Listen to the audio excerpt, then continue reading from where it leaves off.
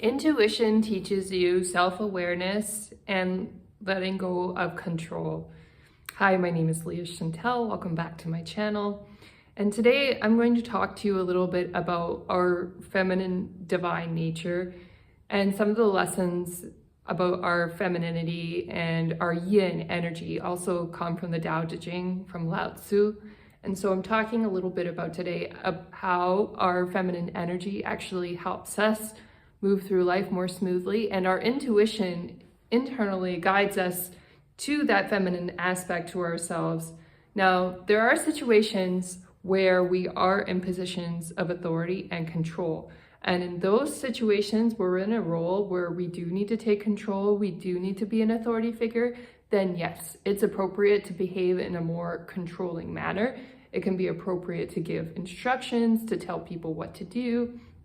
But even in those situations where you're a parent or a boss and you are responsible to give people more instruction, it's actually good to follow your feminine nature and let them be most of the time and let them do their own thing and give them space as much as you can. And then when you absolutely have to get a result, when you absolutely need to take that control to make sure your child is protected or your employee is being productive or whatever that situation is, then yes, you do need more of that yang energy where you're putting out that control and you're giving the instructions and telling people firmly what they can and can't do. So sometimes we do need to go there. But overall, I'm going to talk about the value of not going there and following our intuition when it tells us to become more peaceful, more passive when others are telling us what to do. So some people get very frustrated at work because the boss is telling them what to do. And they want to talk back. They want to take control of the situation and say, this is the way I think it should be done. This is the better way that I've thought about.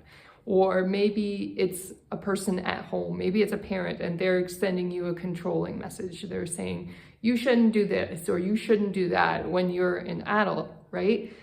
Well, the intention behind this controlling message, I know it can appear very negative and very frustrating, but it's usually to provide some kind of protection. So when people are giving controlling advice, it's typically coming from their ego and it's actually trying to have a layer of protection to your life.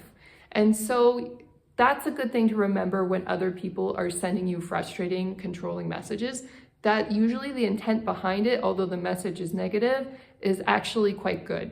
So if you remembered the intent behind it, and you kind of go into your feminine energy, rather than get into the argument, get swept up in the emotion of the controlling message or whatever they're accusing you of, just stay quiet and listen to them rant and rave a little bit, and then see it for what it is, that they're offering you something, protection, they're offering you guidance, they're offering the best that they have to give, the best that they know how to do with the skills that they have. And then you understand that it's all good. It's all coming from a good place. Having said that, if the messages are particularly destructive, like they're denigrating your character or something like that, that's when you kind of have to think about, okay, maybe I should find a new employer, or maybe I should reduce my relationship time with my parents, or whatever that looks like. But if they're saying don't drive at 10 o'clock at night because you're going to have a car accident or something, I just made that up, like something silly like that, like they're trying to be controlling, but the intention behind it is actually good. It's better to be in your feminine spiritual nature. Follow your intuition, because your intuition will tell you to be calm and peaceful. It's your ego that wants to jump in there and argue and be controlling back and say, well, you're the one who's driving around at 10 o'clock at night and you're the one who's going to have the accident. I know it's very tempting to go there, but it's actually better to just let people talk what they want to talk and then let it go. Actually, if you're born a woman, that's one of the really lucky things about being a woman, is I would say in a lot of ways we get rewarded for being more passive. And that's actually a good thing, because it comes to us, well, I don't want to say more naturally, because we do have to learn to be masculine sometimes and go out in the world and achieve things in our workplace. But having said that, we forget that there's real value in just listening and being a bit more passive and understanding where the other person is coming from. And you might think, that's not fair. I want to have more control over the situation. And I think That's like that yang attitude towards life. It's like we want to control everything. We want to accumulate as many material things as possible. We want to have a good life. And to some extent, there's nothing wrong with accumulating material things or trying to create security. Sometimes we do need to take care of those things in life. But there's also a limit. Like Lao Tzu teaches us, when we're going to eat food, yes, we do need to eat food, but there is a limit on to how much food we can actually take before our stomach gets exhausted and we're over consuming and we're over processing all the food. And in the same way, we can be overly controlling. It's just like, I have to control this relationship to get the result. And women, we can follow into that. It's like we want to get married or something like that, and then we're controlling. We're on the guy's neck being like, where is this relationship going? I want it to lead to marriage and stuff. And that's our ego who's freaking out. When the ego freaks out like that, it's good to go to your female friends and talk about it.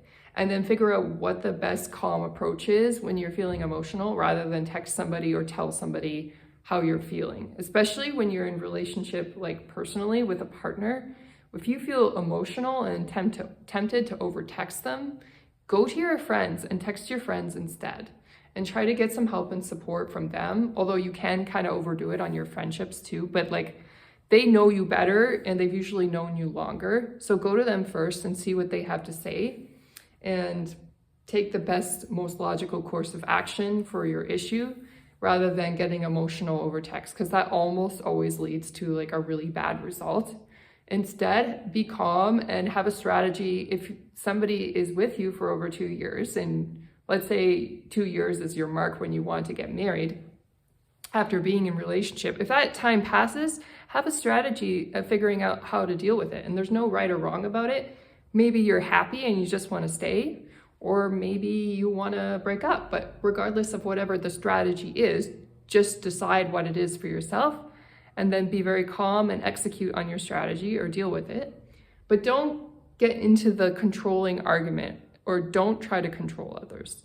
That is one surefire way you're going to be really unhappy in life. And Lao Tzu is so wise. I think the wisdom from that age is so critical in this age of modern technology, where everything is out there and people can kind of do what they want. We could complain about it, or we can be more like Lao Tzu and just say, I don't have the control over the situation that existed maybe 1,000 years ago. Maybe 1,000 years ago, we all had roles to get married and stay in our marriages forever. And now we don't really have that paradigm anymore, for better or worse. I mean, in some ways it's good, because we can not stay in an abusive relationship, and that's very powerful and very important. But on the other hand, relationships may have more of a shelf life these days. And so we have to let go of our expectation and understand that life is going to be whatever it is. And each gift that we have in a relationship with another person is a treasure, and it's something that may never come again. And we can't have the same expectations that we did 1,000 years ago in relationships today. It doesn't mean you can't follow your religion or something. If that's what you want to do, absolutely go for it. Follow your religion. But just understand, following it may look different in your day and age today than it may have looked like for even your parents or your ancestors. Maybe they had like a different view or a different life experience of what relationship is like compared to your experience of how it is in this day and age. I hope that all makes sense. This is all about following your intuition, your feminine side, and letting things kind of be without getting upset or controlling, and letting other people vent their issues if they want to be controlling. Just don't try to be controlling back. Let them do what they're going to do. If the relationship's too toxic, then cut it for sure. But if it's not, just let them rant and rave. Let other people be controlling, and enjoy being in your passive, divine, feminine energy, and have fun. Follow Lao Tzu. Read the Tao Te Ching. It's an amazing book. Anyway, I'm going to sign off for today, and I hope you liked this video. If you did, please press like.